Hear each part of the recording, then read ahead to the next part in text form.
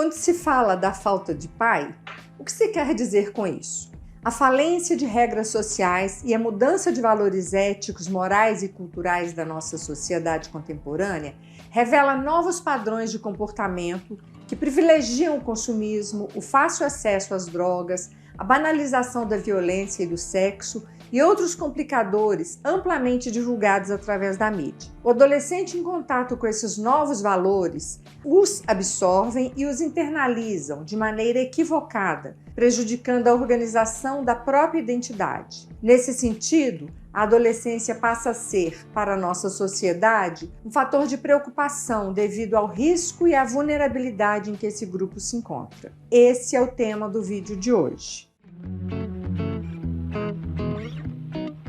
Eu sou Eliana Olímpio, psicóloga e psicanalista, e convido você a entender um pouco mais sobre o psiquismo humano. Se você se interessa por assuntos da área psi, me siga. Sempre posto conteúdo sobre os 20 anos da minha experiência e sei que existem muitas dúvidas nesse campo. Nesse sentido, que faço supervisão de psicanalistas que trabalham com adolescentes e com adultos e que têm dúvidas, e planejamos juntos algumas aulas em que nós trabalhamos diagnósticos e conteúdos mais complicados, da teoria psicanalítica. Se você tiver dúvida, quiser esse trabalho, me manda um direct que nós combinaremos sobre isso. Bem, vamos ao conteúdo. Deparamos com um despreparo por parte das famílias e educadores para lidar com os jovens, decorrente da dificuldade de se estabelecer limites e regras claras ou algum dispositivo em que se possa fazer valer a lei. Lacan, nas suas releituras da obra freudiana, em uma tentativa de explicar a crise contemporânea, esclarece que há um declínio social da imago paterna, ou seja, a determinação da personalidade do pai aparece, na atualidade, com aspecto carente e degradado. Já em finais do século XIX, numa peça teatral de Paul Claudel, a figura do pai aparecia como fraco, refém, pobre e, por último, no terceiro ato, um pai humilhado.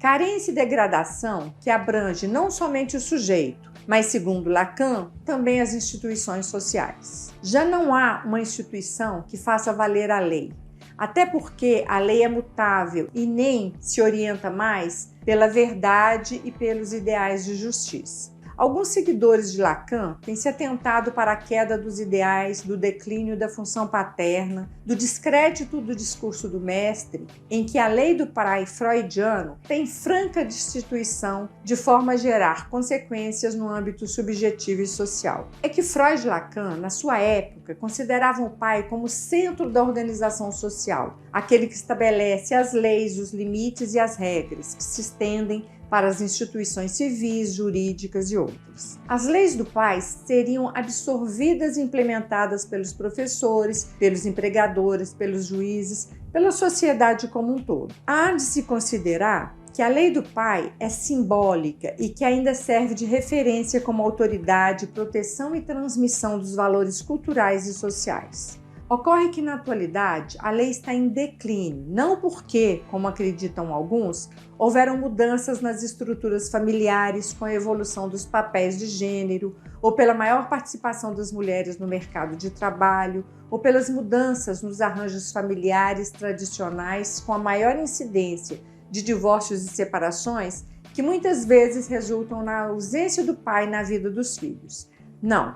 As consequências do declínio da função paterna para a sociedade atual podem ser diversas. A psicanálise vai considerar que houve uma pulverização da autoridade anteriormente centrada na família e que agora essa autoridade foi transferida para as instituições, como a escola, os conselhos tutelares ou mesmo ditadas pela mídia, e isso levaria a uma desbussolização. O que eu estou querendo dizer é que antes havia um rumo. Como as coisas ficaram muito esfaceladas, várias instituições, a família delegou para vários lugares a autoridade dela, então nós perdemos a bússola, nós perdemos o rumo. E o pior é que se transferiu para a escola o ato de educar, para o juiz o ato de julgar, para o sistema carcerário o ato de punir, mas ao mesmo tempo tirou deles toda a autoridade para exercer essa função. Então a escola não educa mais, passa apenas conteúdos. O juiz não julga porque sua decisão sobe para outras instâncias. O sistema carcerário apenas amontoa cidadãos que não têm como pagar a fiança. Quero dizer com isso que o sujeito não tem mais uma referência que possa se orientar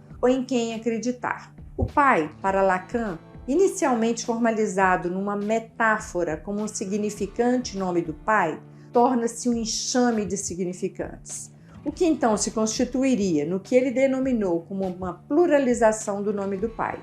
A intenção foi mostrar que o sujeito já não se orienta por um significante mestre, nome do pai, mas por qualquer significante que se apresente como semblante, numa pluralização deles. No lugar do que seria a referência orientadora, esses semblantes pulverizados, essa sombra da lei, das regras e dos limites, se abre para um buraco que pretende ser preenchido pela busca incessante de prazer, em que o sujeito ele se oferece e busca repetidamente objetos de consumo até consumir-se a si mesmo. A falta de um orientador, de uma regra, eleva a voracidade ao seu máximo e instiga o sujeito a consumir, forçando sempre a uma satisfação plena, mas impossível de ser realizada. Ao final, o que se apresenta é a fragilidade, a insensatez, o desfalecimento e a morte, mas o sujeito se prende a esse gozo e recusa-se a desprender desse nada que o consome. Essa sombra, essa ausência da lei ou o enfraquecimento dela não protege o sujeito do real e o lança na angústia.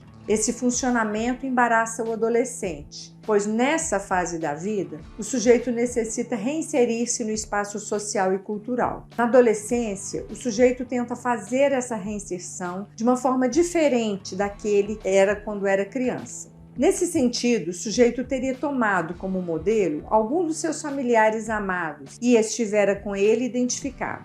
Este funcionamento embaraça o adolescente, pois nessa fase da vida, o sujeito necessita reinserir-se no espaço social e cultural. Na adolescência, o sujeito tenta fazer essa reinserção de uma forma diferente daquela que ele se inseriu quando era criança. Até a puberdade, o sujeito teria tomado como modelo algum dos seus familiares amados, estivera com ele identificado. A partir da adolescência, porém, ele se esquiva dos modelos e do controle dos seus familiares, tentando se desembaraçar deles. Nessa etapa, o adolescente se sente ambíguo e, ao mesmo tempo que ele quer absorver os ideais da cultura, ele quer rejeitar, E aí ele rejeita esses ideais. É por isso que muitas vezes nós falamos que os adolescentes são rebeldes sem causa. O adolescente precisa afastar-se dos pais e inventar novas respostas e novos modos de lidar com as questões que se apresentam a ele, como a socialização com os amigos,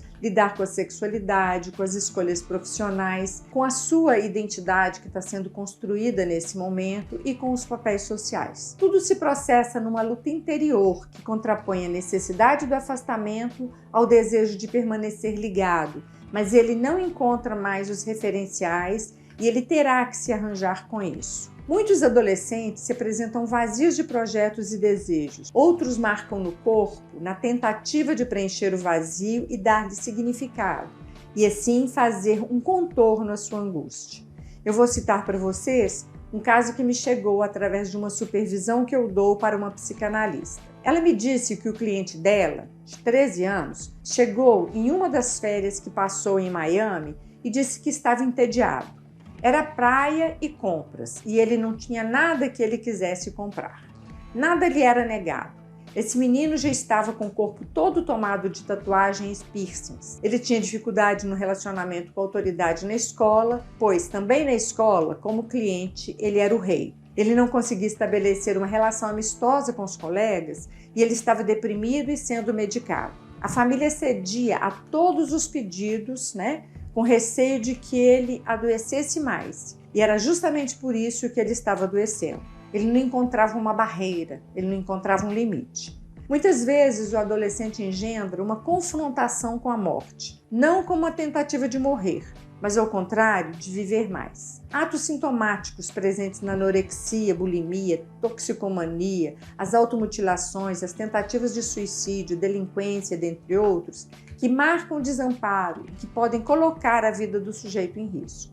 No âmbito educacional, a família e a escola se queixam de adolescentes com agitação motora, agressividade, conflitos e comportamento desafiador, baixo rendimento escolar, desinteresses e desmotivação, dificuldades de concentração, dificuldade de socialização, repetências sucessivas e abandono dos estudos. A psicanálise esclarece que esses atos se impõem no lugar da palavra. Atos denominados por Lacan como acting out. O acting out clama por interpretação. Ele é um apelo às regras e aos limites. O ato que o adolescente engendra é um dizer, é uma tentativa de ser escutado. Jacques Alain Miller, psicanalista francês, nos adverte que nos nossos dias não se trata do sujeito retomar o funcionamento dos tempos da tradição, dos tempos antigos, do discurso pautado na autoridade, do significante do nome do pai, nem mesmo supor o inconsciente como um saber eterno e imutável, nem se acomodar com isso, nem ainda fazer uma aliança com as ciências na eleição de produtos que extirpem o sintoma. Todas essas tentativas, além de não mais funcionarem, ainda trazem desordem. O sujeito ele terá que inventar na vida particular aquilo que melhor lhe cabe e aprender a reinventar-se continuamente, considerando ainda, como Miller afirma, que isso sempre falha. Então não é questão de nós voltarmos, à tradição. Nós temos que aprender a lidar com algo, porque se hoje a autoridade ela já não vale como valeu, na época dos meus pais, dos meus avós, dos meus tataravós, hoje é outra ordem, é outra lei. E aí nós precisamos nos haver com isso. Então, para você, nos tempos atuais, o que poderia funcionar como um balizador, uma referência ou uma bússola? Algo que viesse a ocupar a outrora autoridade da família. Você concorda com isso? Deixe aqui seus comentários. Se esse conteúdo te ajudou, curta, compartilhe e faça circular esse vídeo. Obrigada. Até a próxima.